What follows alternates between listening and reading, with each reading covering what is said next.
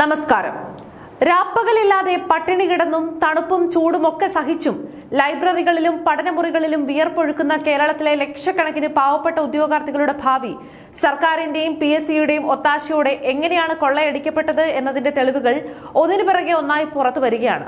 സംസ്ഥാന ആസൂത്രണ ബോർഡിലെ 3 പ്രധാന വിഭാഗങ്ങളുടെ ചീഫ് തസ്തികയിലേക്ക് PSC നടത്തിയ പൊതുപരീക്ഷയിൽ 9ഉം 10ഉം ചോദ്യങ്ങളുടെ മൂല്യനിർണ്ണയം നടത്താതെ വിട്ടുവെന്നും എന്നിട്ടും ആ പരീക്ഷയിൽ ഫലം പ്രഖ്യാപിച്ച് തങ്ങൾക്ക് താല്പര്യമുള്ള ആളുകൾക്ക് നിയമനം നൽകിയെന്നുമുള്ള ഗുരുതരമായ ആഭ്യന്തര വിജിലൻസ് റിപ്പോർട്ടാണ് ഇപ്പോൾ സമർപ്പിക്കപ്പെട്ടിരിക്കുന്നത്.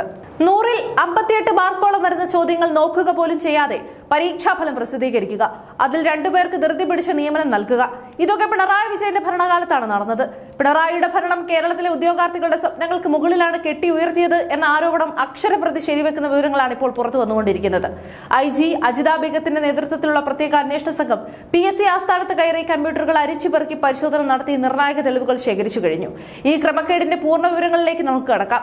ആസൂത്രണ ബോർഡിലെ industry and infrastructure, perspective planning coordination എന്നീ 3 ചീഫ് തസ്തികകളിലേക്ക് ശമ്പള സ്കെയിൽ 1.23 ലക്ഷം രൂപ മുതൽ 1.66 ലക്ഷം രൂപ വരെ കിട്ടുന്ന തസ്തികകളിലേക്ക് 2023 ജൂലൈയിലായിരുന്നു PSC പരീക്ഷ നടത്തിയത്. 228 ഉദ്യോഗാർത്ഥികളാണ് പരീക്ഷ എഴുതിയത്. എന്നാൽ ഈ പരീക്ഷയുടെ 1ാം പേപ്പറിൽ മൂല്യനിർണ്ണയം നടത്തിയപ്പോൾ നടന്നത് സമാനതകളില്ലാത്ത അട്ടിമറിയാണ്. 9 മുതൽ 18 വരെയുള്ള 10 ഡിസ്ക്രിപ്റ്റീവ് ചോദ്യങ്ങൾക്ക് ഉത്തരക്കടലാസിൽ മൂല്യനിർണ്ണയമേ നടന്നിട്ടില്ല.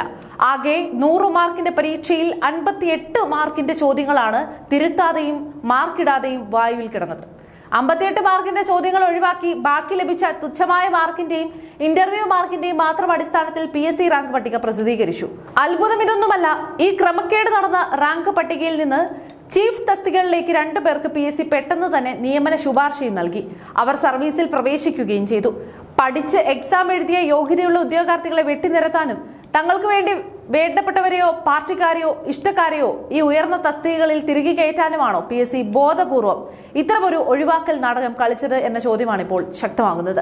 സ്വന്തം ഉത്തരക്കടലാസിൽ മാർക്ക് കുറഞ്ഞു പോയതിൽ സംശയം തോന്നിയ ശ്യാം കൃഷ്ണൻ, ജയലാൽ എന്നീ ഉദ്യോഗാർത്ഥികൾ വിവരാവകാശ നിയമപ്രകാരവും നടപടിക്രമങ്ങൾ പാലിച്ചും തങ്ങളുടെ ഉത്തരക്കടലാസുകളുടെ പകർപ്പ് ആവശ്യപ്പെട്ടതോടെയാണ് ഈ ഒരു പകൽക്കൊള്ള വെളിച്ചത്ത് വരുന്നത്.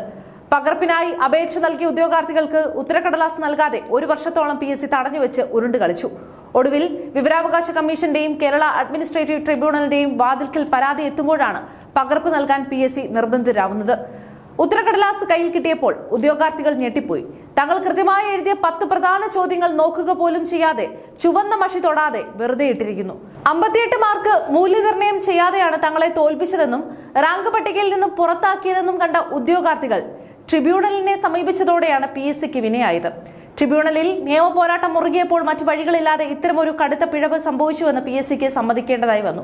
KS പരീക്ഷയിലും ആസൂത്രണ ബോർഡ് പരീക്ഷയിലും ഉൾപ്പെടെ PSCയുടെ പരീക്ഷാ നടത്തിപ്പിൽ വലിയ തോതിലുള്ള അട്ടിമറികളും ക്രമക്കേടുകളും ആരോപിക്കപ്പെട്ടതോടെയാണ് അന്വേഷണം ക്രൈംബ്രാഞ്ചിന് വിടാൻ ഭരണ നേതൃത്വം നിർബന്ധിതരായത്. വാർത്താ സമ്മേളനത്തിൽ PSCയുടെ അഴിമതികൾ ഒന്നൊന്നായി തുറന്നു കാട്ടിയതോടെയാണ് സർക്കാർ ക്രൈംബ്രാഞ്ച് അന്വേഷണം പ്രഖ്യാപിക്കുന്നത്. IG അജിത ബീഗത്തിനാണ് പ്രത്യേക അന്വേഷണ സംഘത്തിന്റെ ചുമതലയും നൽകിയത്. SP സക്കറിയ മാത്യു, DYSP അജയ്നാഥ് എന്നിവരാണ് അന്വേഷണ സംഘത്തിലെ മറ്റ് പ്രധാന ഉദ്യോഗസ്ഥർ. അന്വേഷണം ഏറ്റെടുത്തതിന് പിന്നാലെ IG അജിത ബീഗത്തിന്റെ നേതൃത്വത്തിലുള്ള SIT തിരുവനന്തപുരത്തെ പട്ടത്തുള്ള PSC ആസ്ഥാനത്ത് നേരിട്ടെത്തി മണിക്കൂറുകളോളം പരിശോധന നടത്തി. ഓൺ സ്ക്രീൻ മാർക്കിംഗ് സിസ്റ്റം പ്രവർത്തിച്ച കമ്പ്യൂട്ടറുകളും വാല്യുവേഷൻ നടത്തിയ സെർവറുകളും പ്രധാന രേഖകളും അന്വേഷണ സംഘം കസ്റ്റഡിയിലെടുത്തു. ഡിജിറ്റൽ തെളിവുകൾ അടിസ്ഥാനമാക്കി ഉദ്യോഗസ്ഥരെയും മൂല്യനിർണ്ണയം നടത്തിയ വിജയം സംബന്ധിച്ച വിദഗ്ധരെയും ചോദ്യം ചെയ്യാനുള്ള നീക്കത്തിലാണ് SIT.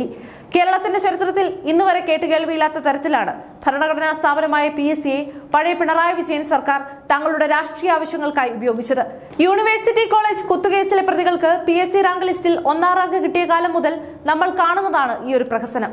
PSC നടത്തുന്ന ഏറ്റവും ഉയർന്ന തസ്തികകളിലേക്കുള്ള പരീക്ഷയിൽ പോലും പേപ്പറിൽ 58 മാർക്കിന്റെ ചോദ്യങ്ങൾ നോക്കാതിരിക്കുക എന്നത് വെറുമൊരു സാങ്കേതിക പിഴവ് മാത്രമായി കാണാൻ കഴിയില്ല. ആസൂത്രിതമായി തങ്ങൾക്ക് താല്പര്യമുള്ള ആളുകളെ റാങ്ക് ലിസ്റ്റിന്റെ തലപ്പത്തെത്തിക്കാനും മറ്റുള്ളവരെ ഒഴിവാക്കാനും വേണ്ടിയുള്ള ക്രിമിനൽ ഗൂഢാലോചനയാണിത്. വിജിലൻസ് ആഭ്യന്തര റിപ്പോർട്ടിൽ ക്രമക്കേട് സ്വീകരിച്ചതോടെ നിലവിൽ റാങ്ക് പട്ടിക റദ്ദാക്കാനും വീണ്ടും മൂല്യനിർണ്ണയം നടത്താനും PSC യോഗത്തിൽ തീരുമാനിക്കേണ്ടി വന്നു. ലക്ഷക്കണക്കിന് യുവാക്കൾ അർദ്ധരാത്രിയിലൊക്കെ ഇരുന്ന് പഠിച്ചു നേടാൻ ശ്രമിക്കുന്ന ജോലി ഭരണ പാർട്ടിയുടെ വേണ്ടപ്പെട്ടവർക്ക് വേണ്ടിയുള്ള അഡ്ജസ്റ്റ്മെന്റിൽ തട്ടിയെടുത്തു എന്നത് അത്യന്തം അപമാനകരമായ കാര്യമാണ്.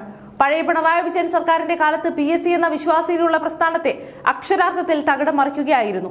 58 മാർക്കിന്റെ ഉത്തരങ്ങൾ നോക്കാതെ ഫലം പ്രഖ്യാപിക്കുകയും സ്വന്തക്കാർക്ക് നിയമന ഉത്തരവ് നൽകുകയും ചെയ്ത ഈ പകൽ കൊള്ളയ്ക്ക് പിന്നിൽ പ്രവർത്തിച്ച വമ്പന്മാരായ ഉദ്യോഗസ്ഥരെയും രാഷ്ട്രീയ പ്രവർത്തകരെയും കൈവിലങ്ങിട്ട് പുറത്തു കൊണ്ടുവരാൻ IG അജിത ബീഗത്തിനും അന്വേഷണ സംഘത്തിനും കഴിയണം. പരീക്ഷ എഴുതിയ ഉദ്യോഗാർത്ഥികളുടെ കഠിനാധ്വാനം കാണാതെ നടത്തുന്ന ഇത്തരക്കാരുടെ അഴിമതികൾ വിളിച്ചു പറയാൻ ജനങ്ങൾ തയ്യാറാകണം. അഡ്മിനിസ്ട്രേറ്റീവ് ട്രിബ്യൂണലിന്റെ ഇടപെടലിലൂടെ സത്യം പുറത്തു വന്നതുപോലെ ഈ കേസിലെ സകല ക്രിമിനലുകളും ചെന്നുപെടുന്നത് ജയിലിൽ തന്നെയായിരിക്കണം.